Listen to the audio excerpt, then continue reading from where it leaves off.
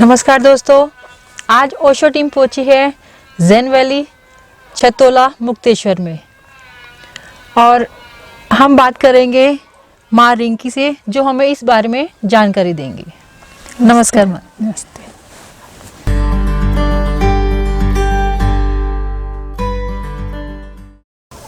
Zen valley Kumaon reason में मुक्तेश्वर के पास है और ये नैनीताल जिले में आता है। मुक्तेश्वर का एक छतोला गांव है, वहाँ पर ये हमारा ये आश्रम है और बिल्कुल ये गांव के अंतिम छोर में हम लोग हैं। यहाँ पे रोड ख़त्म हो जाती है और रोड के बाद एक बहुत ही सुंदर जंगल शुरू होता है और आश्रम से भी हिमालय का व्यू बहुत सुंदर है, आप उसको देख सकते हैं।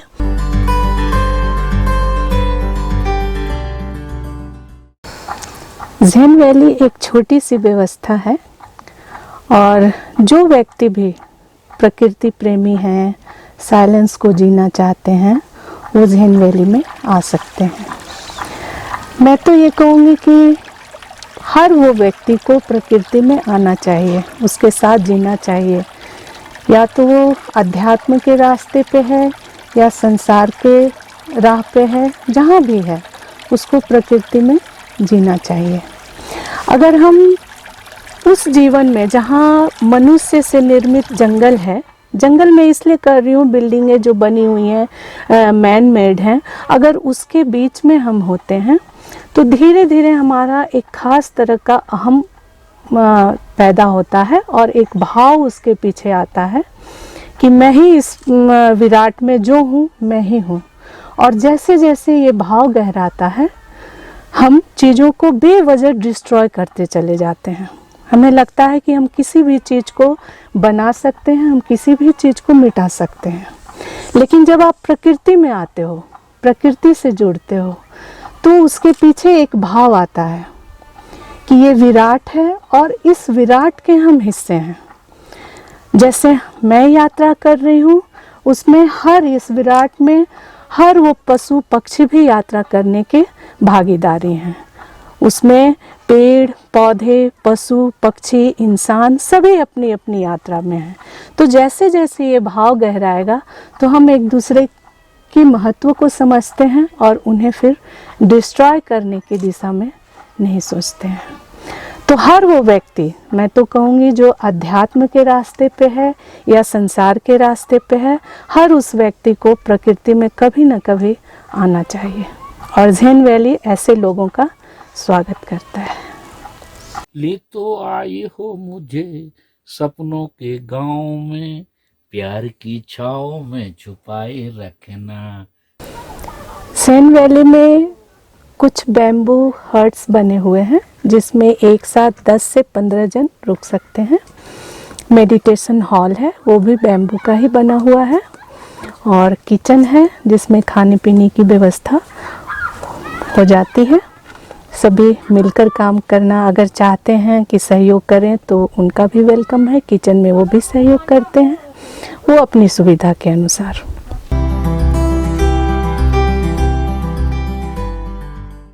ज़ेन वैली में आने वाले मित्रों से मेरा एक आग्रह है कि जो भी मित्र यहाँ आना चाहते हैं वो मुझे कम से कम सप्ताह दिन पहले सूचित कर दें, क्योंकि हमारे पास एक छोटी व्यवस्था है।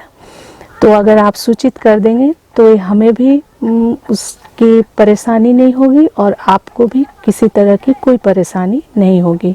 आप हमें सूचित कर सकते हैं फेसबुक में, व्हाट्सएप पे, और ये जो वीडियो देख रहे हैं उसमें सारे लिंक दिए हुए रहेंगे कि आपने कहाँ पे सूचित करना है।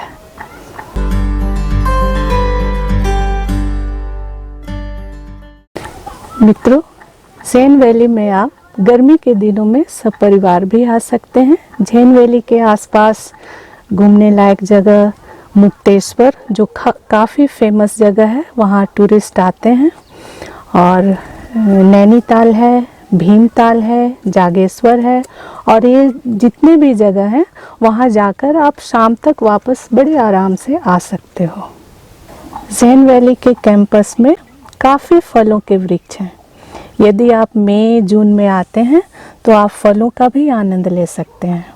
और उस समय यहाँ जो लोकल गांव के लोग अपने खेतों में सब्जियां उगाते हैं, उसमें रासायनिक खाद का उपयोग नहीं होता है, वो भी आप ले सकते हैं। और फलों के जूस मिलेंगे आपको। एक फूल होता है बुरांस, जो मार्च में आना शुरू हो जाता है, और उसके जूस भी मिलने शुरू हो जाते हैं। और ऐसा डॉक्टर्स का बोलना है कि हार्ट के मरीज के लिए वो बहुत फ़ायदेमंद है, तो काफ़ी लोग वो लेकर जाते हैं।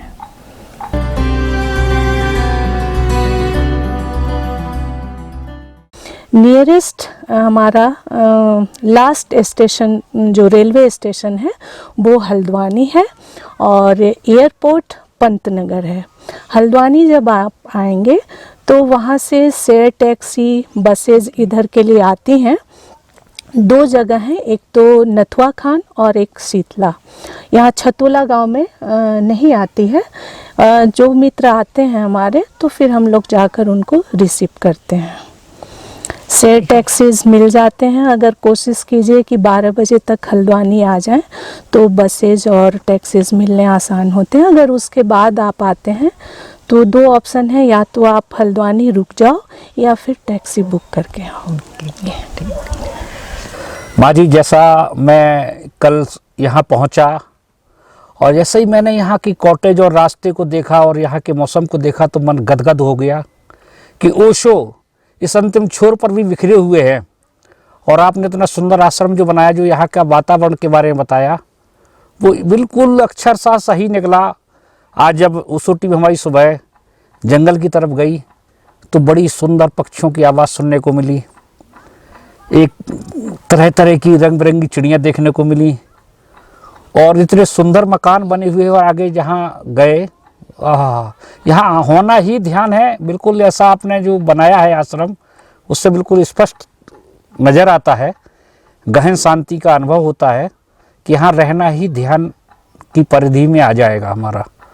और बहुत ही सुंदर यहाँ का वातावरण, जो हिमालय की चोटियाँ, ये नदी दिखाई दे रही है, ये ग्रीनरी, जैसा कि आपने बताया कि बर्फ़ में अभी ये पत्ते झड़ जाते हैं, लेकिन कुछ दिन बाद, 1 आध महीने बाद इन पे यौवन आ जाएगा और हरियाली छा जाएगी।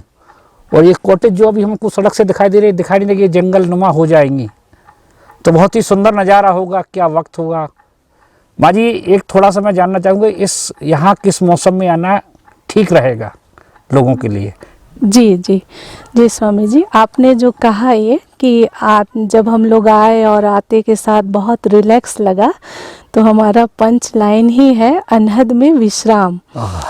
तो जो भी लोग आए और यह होते कि जितने विश्राम में हो सके आप विश्राम में हो जाओ, तो यहाँ के फूल पौधों, पशु पक्षी सबके साथ मैत्रीपूर्ण हो सकते हो।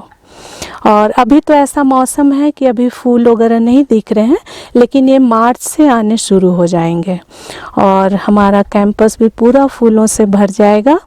और आपने जैसा कि पूछा कि कौन सा मौसम आना ठीक होता है, तो वो व्यक्ति पर है। अगर आपको हिमालय देखना अच्छा लगता है और ठंड से ज़्यादा परेशानी नहीं है, तो आप ठंड के समय में आए।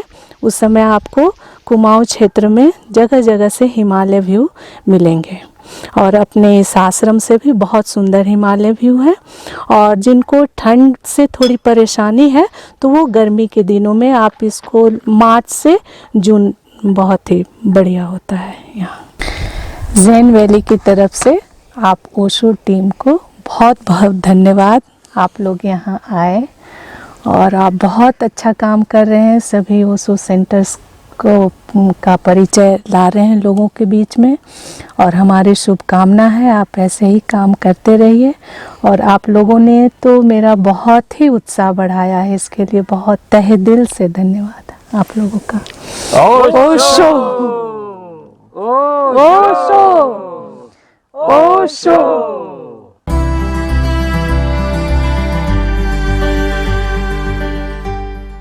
प्राणों का पंछी तो उड़ा उड़ा जाए रे, सांसों का सरगम तो छिड़ा छिड़ा जाए रे।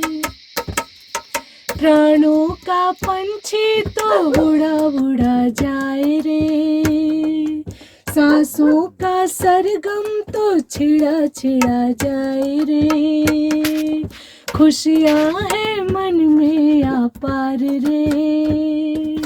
प्रीतम की बगियन में प्रीत भरी बतियन में झरती है रस की फुहार रे। ढुलक ढुलक जाए मेरा प्यार रे, ढुलक ढुलक जाए मेरा प्यार रे। बाहों में सारा आकाश समा जाए रे, सांसों में सारा वातास समा जाए रे। बाहों में सारा आकाश समा जाए रे, सांसों में सारा वातास समा जाए रे। तन मन हो जाए बेसंभार रे, जियरा की गुनगुन में हियरा की धड़कन में, जियरा की गुनगुन में हियरा की धड़कन में बज रहा उसी का सितार रे। ढुलक ढुलक जाए मेरा प्यार रे, ढुलक ढुलक जाए मेरा प्यार रे। वाह वाह।